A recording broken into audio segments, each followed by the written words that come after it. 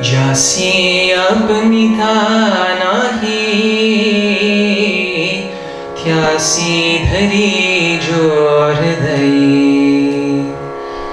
They treat everyone as their equals. Everyone as their equals. They never let their ego cloud their mind. They shower love, they shower their grace on each and every being that comes across their path, thinking that they are their own children. Daya karane je putrasi tochi dasani dasi.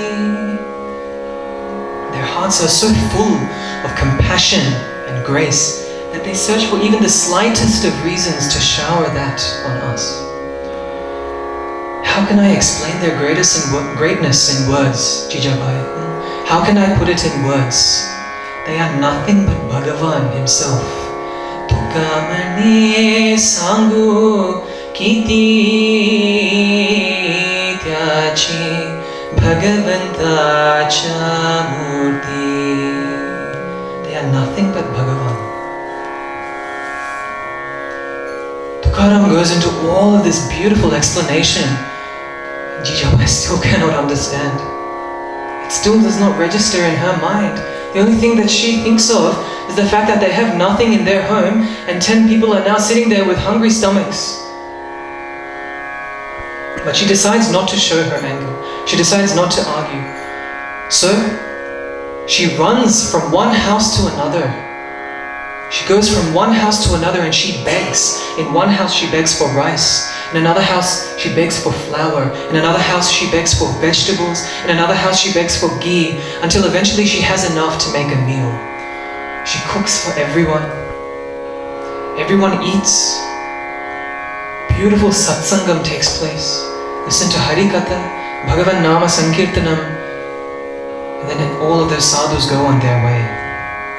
And after they leave, Jijabai confronts Tukaram. She confronts him and she asks, how dare you invite them, knowing that we have absolutely nothing in our home? How dare you do that? Under what courage, under what faith could you do that? Tukaram replies, because I knew that you were here. I know that you're here. You will find a way. This is Bhagavan's home. You will find a way. Sri Swamiji would say that we might see some people constantly having satsangs, constantly having nama sankirtan and satsangs in their homes. They'll hang mango leaves on the doorway, they'll draw a nice rangoli at the front. Hundreds of people will constantly be coming and going. Beautiful nama sankirtan, beautiful bhajans, pravachan, satsangam will be happening. Seeing all this, we wonder to ourselves, how can they feed so many people so often? Even when they are not that well off. How can they do that? Because Bhagavan is in that home. Bhagavan is there. And when Bhagavan is there, he will take care of everything. And so many years passed. Tukaram's abhangs had spread throughout the whole of India, all of India, especially in Pandarpur, where every single person in the city would be singing his words. Tukamani, Tukamani, Tukamani. In Pandarpur, there was a very learned sage by the name of Rameshwar Pattinar. A very learned sage who had studied all of the Shastras, all of the Vedas, and to some degree had developed a bit of an ego, unfortunately. He was above everyone else. And so every day he would perform a Parayanam. Every day he would perform a Parayanam of the Vedas, of the Upanishads. He would conduct a satsangam and 15-20 people would gather in that place. And one day he sees hundreds and hundreds of people walking down the streets to the Indrayani river, down through to the river. And he's wondering, where are all these people going? Where are they going? And so he pulls one aside and he asks, what's all the commotion about? Where is everyone going? That person says, Swami, don't you know? There's a great Swami, Tukaram Maharaj. He is doing a pravachan, Harikatha, on the banks of the Indrayani river. He's singing his abhangs. So beautiful. Why don't you come there? Why don't you come there and get his blessings? And then Rameshwar Pattina thinks to himself, this Tukaram, I've heard of him. Yes, he's supposed to be doing business. He's born into a family of business people, and yet he is doing this Parayanam and Pravachanam in front of everyone. Moreover, he is singing about Bhagavan, he is singing these abhangs in Marathi and not in Deva Bhasha, not in Sanskrit. That is incorrect. No, he should not be doing that. No. In his mind, he deduced that this was not right. This was against the Shastras.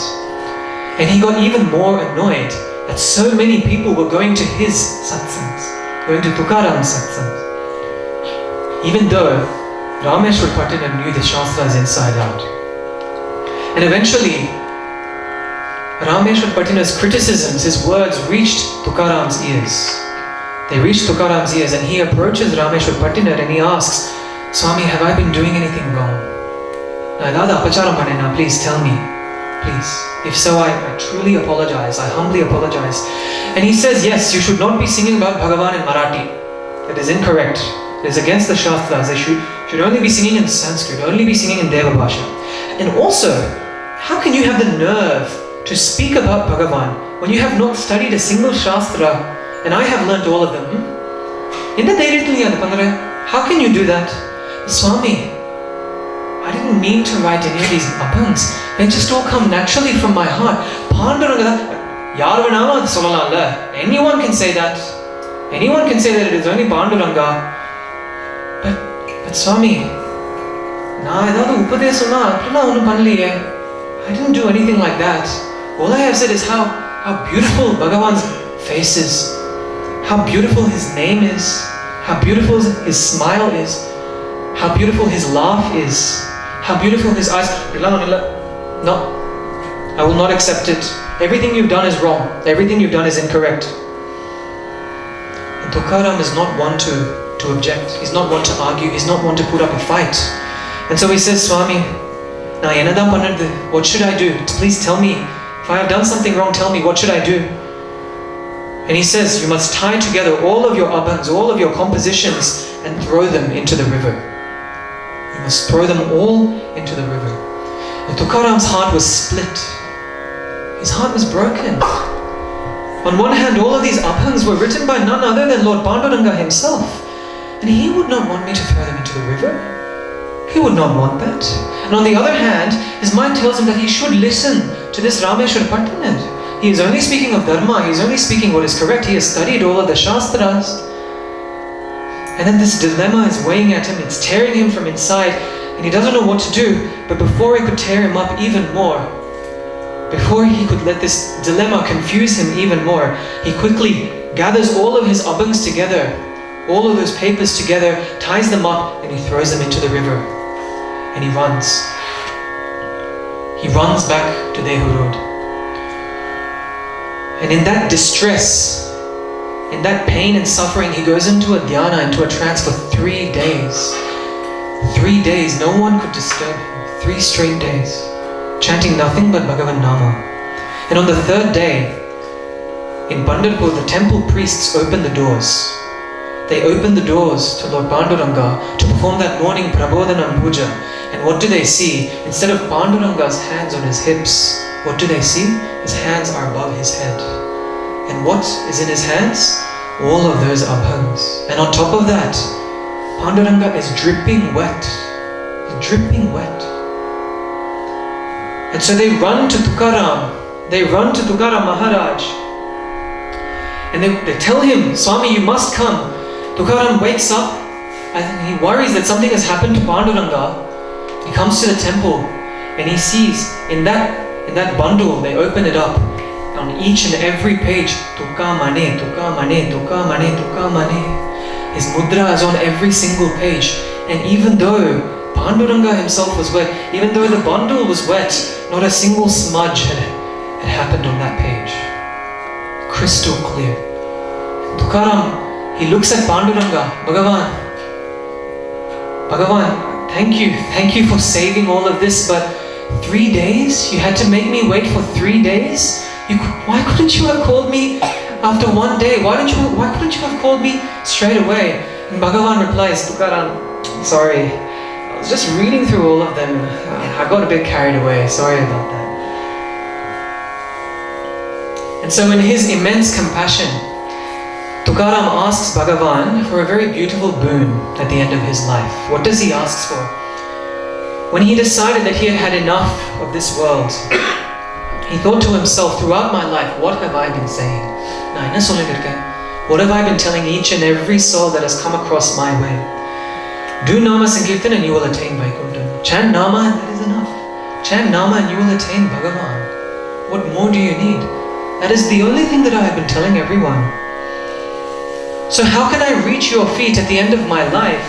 Simply by sitting quietly in some corner of my home or some small cave in the middle of nowhere, closing my eyes in that dhyanam, softly chanting Nama and then ending my life and being with you. How can I do that? No one will believe my words. No one will believe me. No one will believe the power of your Nama. And so he asks Bhagavan for a boon. He asks Bhagavan to take him to Vaikuntha in front of everyone. In front of everyone. Whilst he is singing Nama Sankirtan at the top of his voice. Only then would it register in their minds. Only then would they believe in that absolute truth. It is said that one of the regular habits that we should take from Srimad Bhagavatam is to chant Gajendra Stuti. A very beautiful stuti, and it is said that we should chant it every single day because it gives us that buddhi, that smriti, that thought of Bhagavan, and that idea, that notion to chant his names in our last moments of our life, in the time that it matters most, in our last moments on this earth. And just like that, Tukaram wanted to give the world the sign that Nama was all that they needed. A parent might tell their child that smoking is bad for them. They might tell them that smoking causes lung cancer. Smoking causes heart disease. Smoking causes high blood pressure. Smoking causes stroke. Smoking will kill you. But all of those words will only go so far into that child's mind. Why? Why will they only penetrate so far? Because of that thick layer of ego. That ego is preventing it from going in. It is only when that child sees firsthand that lifelong smoker lying in that hospital bed with nothing but wisps of hair on his head, looking like nothing but skin and bones, coughing up cups and cups of blood, struggling to breathe, wondering whether that next breath will be his last. Only when that child sees that image will that concept register within their mind. Only then does it sink in. Unfortunately, one of the greatest fallacies of mankind is that staunch following of seeing is believing. But Tukaram uses this very fallacy to make his point. He uses this to make his point. So, in Dehu Road, Tukaram sings 11 abhangs before leaving this earth. In one abhang, he calls out to Garuda to tell Bhagavan that he is coming up, to wake up Bhagavan. In another abhang, he tells Garuda to wake up Adisesha and Ananta to then wake up Bhagavan. He sings all of these abhangs, and then at the end, he's surrounded by hundreds of people, everyone chanting at the top of their voice, Hare Rama, Hare Rama, Rama Rama, Hare Hare, Hare Krishna, Krishna Krishna, Hare